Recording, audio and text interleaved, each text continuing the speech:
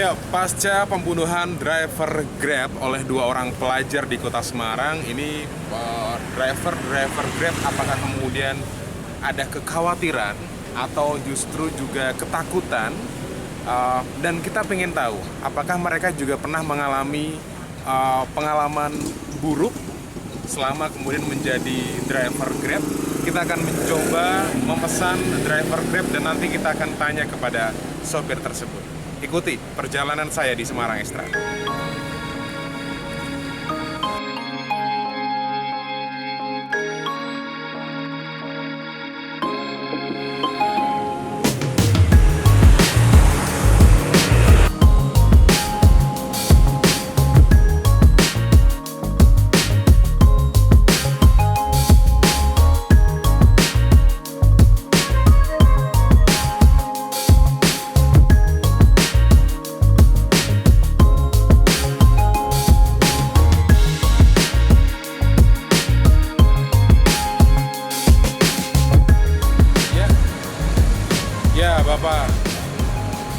Pak, saya di kantor gubernur tapi yang belakang, yang Taman KB itu loh, Pak. Oke, ya.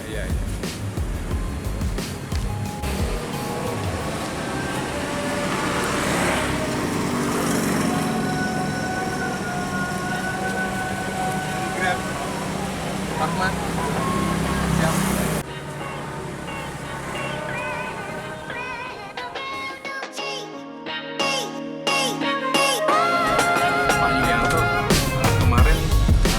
Tidak Pak, informasi driver Grab yang dibunuh oleh dua orang pelajar Pak? Itu informasinya dari teman-teman. Pertama kali kemudian mendengar kabar, pertama kali tahu kabarnya tuh dari mana? Temen atau apa? Oh, waktu itu saya dari waktu nongkrong di Simpang 5 itu malamnya ada berita itu. Pertama kali kemudian tahu berita itu Bapak gimana perasaannya? Waduh lah kok sudah ada pembunuhan terus gitu. Wah lah kok ada pembunuhan, besok kalau pada yang pulang-pulang malam, kalau ada penumpang malam di jalan-jalan yang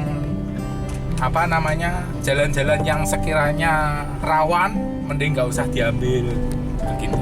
Jalan-jalan yang rawan itu seperti contohnya kalau ada orderan di RE Marta Dinata, terus di Krapyak, nah itu kan pusat-pusatnya orang yang tidak dikenal datang. Tapi kalau penumpangnya ada di Simpang 5, ada di daerah-daerah kota gini, Sriwijaya, Java Mall.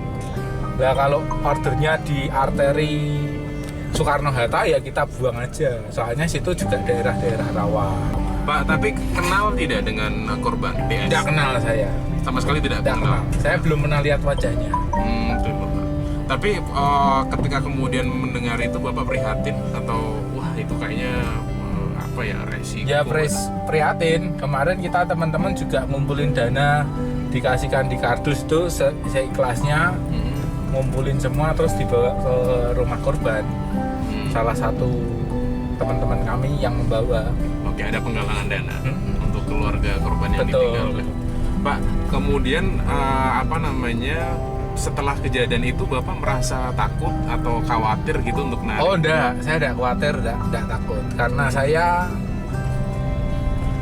jadi driver, itu saya juga harus tahu jam berapa saya harus berhenti, terus ambil penumpangnya di jam berapa, di jalan mana, rawan atau tidak, kita harus punya itu Kalau jalan rawan tadi sudah disampaikan, ya. Kalau jam-jam rawan? Jam rawan itu mungkin jam 10, jam 11, jam 12, nah itu mending kita tinggalkan sebaiknya aja. Stop. Ya kita sih butuh uang, tapi kan kita juga lihat kondisinya itu di jalan mana kan gitu. Pak, berarti Bapak udah berapa lama ya menjadi driver Grab itu hampir 10 bulan. Hampir 10 bulan. Nah, selama 10 bulan menjadi driver Grab, Bapak punya pengalaman yang kurang mengenakan atau pengalaman buruk tidak? Kalau pengalaman buruk saya itu seringnya kalau bawa penumpang itu kalau anak kecil orang tuanya nggak pernah ngasih tahu kalau bawa makanan.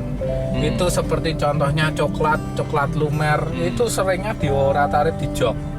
Nah itu kalau sudah dapat penumpang seperti itu, saya harus ke Indomaret beli tisu basah untuk dibersihkan.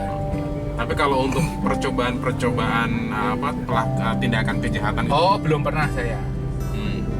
Karena saya selektif sih terhadap penumpang. Saya tidak mau. Gimana?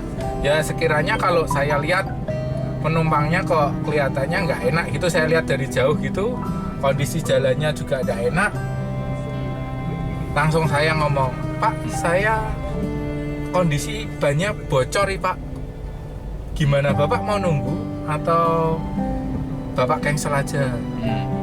Ya udah Pak, saya cancel. Nah, karena itu. Waktu itu Bapak merasa kemudian ragu. Ragu karena di jalannya pamannya nih Semarang Indah yang pojok. Aduh, setelah Tritunggal itu kok ada order. Nah, sedangkan di jalan itu kok menurut saya itu sudah jam segitu rawan. Nah, terus kemudian saya lihat orangnya juga. Betul. Kalau laki-laki kan saya sudah mendingan enggak aja. Kalau laki-laki memang enggak. Ya, di jalan yang seperti itu laki-laki, apalagi 2 orang, ya udah kita alasan lain aja. Tadi soal Bapak menjadi driver Grab, menurut Bapak kemarin kan pelaku melakukan kejahatan sedemikian rupa sadisnya dan sampai sebegitu ya korbannya bisa mengenaskan. Menurut Bapak ini keamanan di Grab sendiri seperti apa sih Pak? Kalau maksudnya yang keamanan itu maksudnya gimana? Dari segi kemudian sisi keamanan untuk driver Grab-nya ini apakah sudah mumpuni atau masih rawan ya? Sebenarnya masih potensial. Kalau itu resiko. Saya kembalikan ke drivernya masing-masing Pak. Kalau drivernya itu pengalaman setidaknya seperti saya 10 bulan ini. Saya pertama kali juga tidak pengalaman Pak. Karena saya sering, kalau Grab itu kan dulu targetnya yang non sibuk itu kan sampai jam 12. Bahkan kita kadang ngejar sampai jam 11 setengah 12 itu. Nah, waktu itu saya juga masih bodoh. Belum tahu ini rawan apa enggak, yang penting waktu itu uang. Tapi setelah kita ada temen di jalan, ketemu yang tadinya nggak kenal, terus ngobrol. Nah, ketika sekumpulan orang itu pasti di situ ada yang namanya perusak juga ada, yang namanya orang baiknya juga ada. Nah, disitulah kita bisa milah. Oh, ini ternyata bisa memberi masukan. Kalau ada order gini jangan diterima. Kalau ada gini, terus pamannya di bandara jangan ambil. Nanti kalau ketangkep disuruh begini begitu.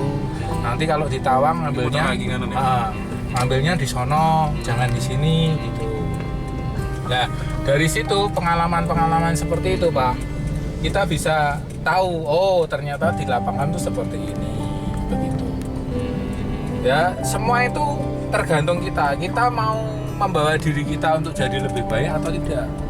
Sekalipun di lapangan itu memang sekumpulan orang pasti ada berusaha, pasti ada orang baik. Nah, disitulah kita bisa lihat, oh yang orang baik kita kumpulin. Kalau yang habis dapat uang karaoke atau ke mana itu ya mendingan jangan. Soalnya kita cari uang susah. Tapi misalnya kemudian begini, seandainya aplikasi driver Grab atau mungkin di armadanya dilengkapi dengan panic button tuh, menurut Bapak gimana? Panic button itu apa? Panic button jadi misalnya begini, ketika kemudian ada driver Grab yang terancam, langsung bisa tekan panic button dan kemudian sistem di aplikasi ini bisa kemudian langsung melaporkan ke kantor polisi terdekat supaya kemudian tindakan penolongannya itu bisa lebih cepat. Oh gitu, lebih bagus Pak kalau gitu. Apalagi kalau ditempel di dalam aplikasinya. Begitu kelihatan bahaya, langsung dipencet aja seperti ini. Aplikasi ini kan ada yang baru ini. Apa itu? Nih seperti ini kan ada lain-lain ini. Nah mungkin di dalam sini bisa ditempel di situ, diisi di situ begitu. Ini lain-lain diklik itu dipencet, emergensinya kan mungkin dari operator bisa tahu.